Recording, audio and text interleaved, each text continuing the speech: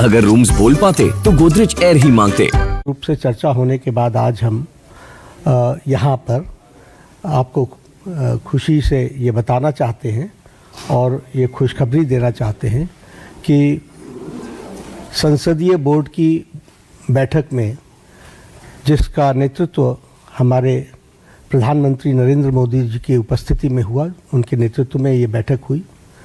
सभी पहलुओं पर चर्चा हुई और नामों पर विस्तृत रूप से जो पार्टी में एक्सरसाइज हुई थी उन सारे एक्सरसाइज के बारे में डेलिब्रेशन हुआ, सभी के साथ चर्चा हुई, सुझाव मांगे गए और उसके बाद फिर ये तय हुआ कि हमारे उपराष्ट्रपति के प्रत्याशी के रूप में हमारे महाराष्ट्र के राज्यपाल श्री C.P.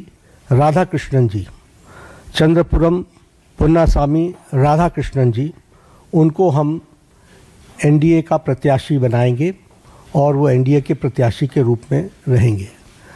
C.P. राधाकृष्णन जी, जिन्हें हम चंद्रपुरम पन्नुसामी राधाकृष्णन के रूप से जानते हैं, आपका जन्म अक्टूबर 20 को अक्टूबर 20, 1957 त्रिपुर में, तमिलनाडु में हुआ, त्रिपुर में। और इन्होंने bachelors degree in business administration उसमें इन्होंने पढ़ाई की और एक सफल इनका 40 साल का पब्लिक लाइफ का करियर है। आप वर्तमान में महाराष्ट्र के गवर्नर हैं। इससे पहले आप झारखंड के गवर्नर रहे, राज्यपाल रहे और साथ में आपके पास राष्ट्रपति महोदया के माध्यम से तेलंगाना का और हमारे पुडुचेरी की लेफ्टिनेंट गवर्नर और तेलंगाना के गवर्नर के रूप में भी आपके पास चार्ज रहा और वर्तमान में आप महाराष्ट्र के गवर्नर के रूप में काम कर रहे हैं। जैसा मैंने बताया कि आपका राजनीतिक जीवन 40 साल का है और विभिन्न जिम्मेवारियों को आपने निभाया है। आप लोकसभा के 2 बार के चुने हुए सदस्य रहे हैं और लोकसभा का आपने प्रतिनिधित्व किया है और इसके साथ साथ आप कॉयर बोर्ड जो कोची में स्थित है उसके आप चेयरमैन भी रहे हैं और कॉयर बोर्ड के चेयरमैन के रूप में आपने ऑल टाइम हाई एक्सपोर्ट्स ये आपने किया है। झारखंड के गवर्नर के रूप में आपने प्राय सभी ज़िलों का भ्रमण किया और वहाँ डिटेल में जाकर जो हमारी सोशल इंडिकेटर्स हैं उसके बारे में उन्होंने बैठक भी ली और उसमें बहुत रुचि दिखाई है। महाराष्ट्र के राज्यपाल के रूप में भी आप एक्टिवली हमारे जो सोशल सेक्टर के जुड़े हुए विषय हैं उनके बारे में आपने खुद मॉनिटरिंग करके और उसके सारी चीज़ों को आगे ठीक ढंग से आगे बढ़े उसमें उन्होंने विशेष करके काम किया है। मैं व्यक्तिगत रूप में बोल सकता हूं कि ट्यूबरक्लोसिस एलिमिनेशन में उनका बहुत बड़ा योगदान है। उन्होंने झारखंड में भी इसमें बहुत अच्छा काम किया था, पुडुचेरी में भी काम किया था और उन्होंने इस बारे में यहाँ महाराष्ट्र में भी बहुत अच्छा काम किया है। He is widely travelled, approximately more than 24 countries he has visited on various capacities। तो इसलिए और तमिलनाडु में ऑल अक्रॉस पार्टी लाइन उनकी एक अपनी सामाजिक जीवन की छवि है। He commands respect in all sections of the society and he is considered to be person as a statesman who is recognised in the state. तो ऐसे हमारे प्रत्याशी हैं और हमारे सभी एनडीए के साथियों के साथ चर्चा हो गई है और प्रत्याशी के रूप में ये हमारे कैंडिडेट होंगे। हमारे आप सब के माध्यम से अपील है कि हमारे विपक्षी दल के साथ भी हम बात करेंगे, उनका भी हमको समर्थन मिले ताकि हम सब लोग मिल करके उपराष्ट्रपति पद का निर्विरोध चुनाव हो, ये हमारी आशा है। उनके साथ हमने जैसा पहले कहा कि हम संपर्क में रहे हैं, हमने उनको पहले भी संपर्क किया है हमारे वरिष्ठ नेताओं ने और अभी भी हम उनके साथ संपर्क में रहेंगे और हमारे एनडीए के सभी साथियों ने समर्थन दिया है। तो पुनः C.P. राधाकृष्णन जी हमारे एनडीए के उपराष्ट्रपति वाइस प्रेसिडेंट के कैंडिडेट हैं। आप सब के माध्यम से सभी हमारे सांसदों से अपील है कि उनका समर्थन सीपी राधाकृष्णन जी को मिले। आप सभी साथियों का बहुत बहुत धन्यवाद।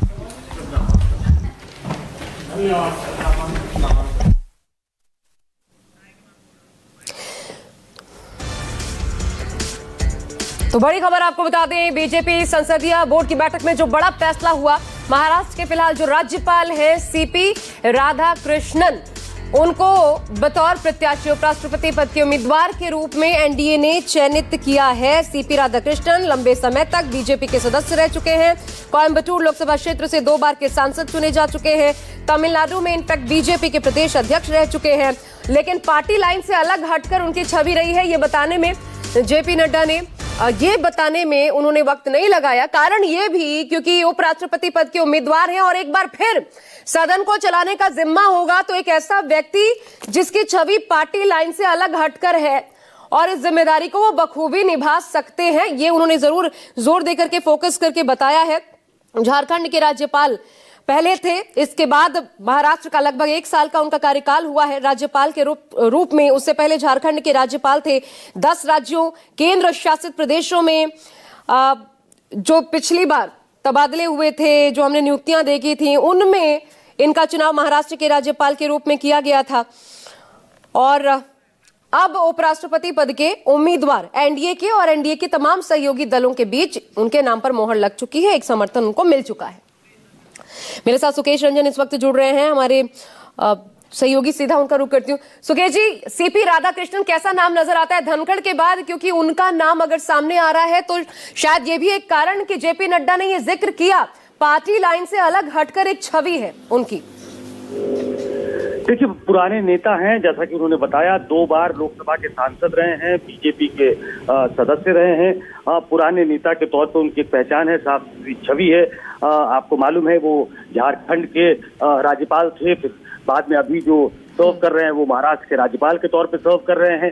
तो एक ऐसा व्यक्ति जो लंबे समय तक पार्टी में उसने सर्व किया है, एक ऐसा व्यक्ति जो पार्टी की विचारधारा के प्रति समर्पित रहा है, और यही कहा जा रहा था कि मुख्य जो क्राइटेरिया होगा वो यही होगा कि जो व्यक्ति चुना जाएगा वो बीजेपी का मेंबर होगा और उनकी विचारधारा से सहमत होगा, उनका एक लॉन्ग स्टैंडिंग मेंबर होगा। तो मुझे लगता है कि बहुत सोच समझ कर देखिए इसको, अगर राजनीतिक तौर पे डाइसेक्ट किया जाए तो आप समझिए तमिलनाडु के रहने वाले हैं, तो साउथ में एक मैसेज राज्यपाल के तौर पे सर्व करने का एक एडमिनिस्ट्रेटिव जो अनुभव होता है वो अनुभव भी उनके पास है। 2 बार लोकसभा के सदस्य भी रहे हैं, तो एक पॉलिटिकल एक्सपीरियंस जो होता है वो भी उनके पास है। तो इस तरीके से अगर आप देखें तो साउथ को भी एक मैसेज देने की कोशिश है। अब वहाँ के लोग जैसे तमिलनाडु से वो आते हैं और डीएम की एक बड़ी पार्टी है जिसके लोकसभा और राज्यसभा में अच्छे खासे सदस्य हैं, तो ये सोच समझकर ये नाम तय किया गया है। अगर डीएम के राधाकृष्णन के नाम का समर्थन नहीं करती है तो उनको डॉक में डाला जाएगा कि उपराष्ट्रपति पद के लिए आपका उम्मीदवार, आपके प्रदेश का एक उम्मीदवार अगर आ रहा है तो आप उसका समर्थन क्यों नहीं कर रही है। ये होता रहा है पहले भी, अगर आपको याद हो राष्ट्रपति का चुनाव था, प्रतिभा पाटिल उस समय यूपीए की उम्मीदवार हुआ करती थी और शिवसेना भारतीय जनता पार्टी की सहयोगी थी, लंबी सहयोगी थी और बड़ा नेचुरल लड़ाई के तौर पे उनको देखा जाता था। लेकिन जब प्रतिभा पाटिल का नाम आया तो शिवसेना ने पार्टी लाइन से अलग हटकर, क्योंकि वो महाराष्ट्र से आती हैं, तो उनके पक्ष में वोट किया। तो ऐसा कई बार हुआ है कि आप दूसरी पार्टियों को डॉक में डालती है बीजेपी, ये काम इस चुनाव में। लेकिन इसमें एक चीज मैं जोड़ दूं सुकेश, क्योंकि 16 साल की उम्र से ही वो आरएसएस से भी जुड़े रहे, भले 40 साल का करियर उनका बीजेपी के साथ राजनीतिक सफर का, लेकिन आरएसएस से वो जुड़े रहे हैं, मजबूत संबंध आरएसएस से। आरएसएस को लेकर विपक्ष की सोच और उसमें फिर पार्टी लाइन से अलग हटकर उनके पक्ष में जाए, विपक्षी पार्टियां जाएं, इसकी संभावना कितनी नजर आती है? ये ऐसा चेहरा हो पाएगा, इसकी कितनी संभावना है ऐसे में जुड़ाव के मद्देनजर? मैंने पहले ही कहा आपको, विचारधारा के पार्टी के प्रति प्रतिबद्धता ये पहला क्राइटेरिया था और मुझे लगता है कि उसमें वो फिट बैठते। मैंने आपको कहा कि तमिलनाडु जैसे राज्य से 2 बार वो चुने भी गए जहां बीजेपी के वैसे फुटप्रिंट नहीं है, तो वो एक लॉन्ग स्टैंडिंग मेंबर रहे हैं, विचारधारा के प्रति समर्पित रहे हैं, तो बीजेपी के लिए तो एक मुफीद कैंडिडेट है। लेकिन आपने चूंकि पॉलिटिकली कैसा नाम है इसकी तरफ इशारा किया, तो इसलिए मैंने कहा कि ऐसे समय में जब आने वाले कुछ सालों में चुनाव है, डीएमके वहां एक सत्तारूढ़ दल के तौर पे है और डीएमके और कांग्रेस पार्टी का वहां गठबंधन है, पुराना गठबंधन है, तो ऐसे में उस प्रदेश के किसी व्यक्ति को अगर चुना जाता है तो डीएमके पर एक ऑब्वियस सा प्रेशर होगा कि क्या वो अपने प्रदेश के किसी व्यक्ति का समर्थन करे। वो समर्थन करे ऐसा जरूरी नहीं है, लेकिन ऐसा करके बीजेपी ने एक बाधा फेंकने की कोशिश की है। अब हो सकता है कि यूपीए कोई बिहार का कैंडिडेट दे दे, यूपीए कोई बंगाल का कैंडिडेट दे दे, जहां उनको डॉक में रखने की कोशिश करे। आपको मालूम है कि नंबर्स जो हैं वो एनडीए के पास हैं।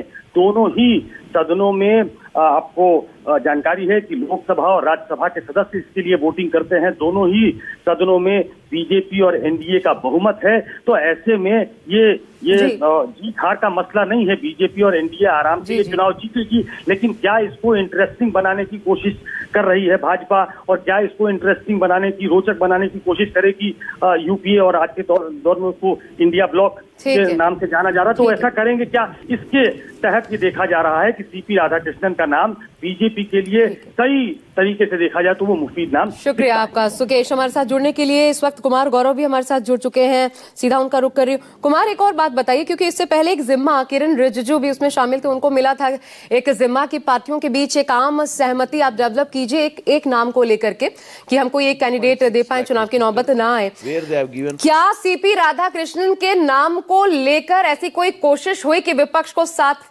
लेकर चला जा सके?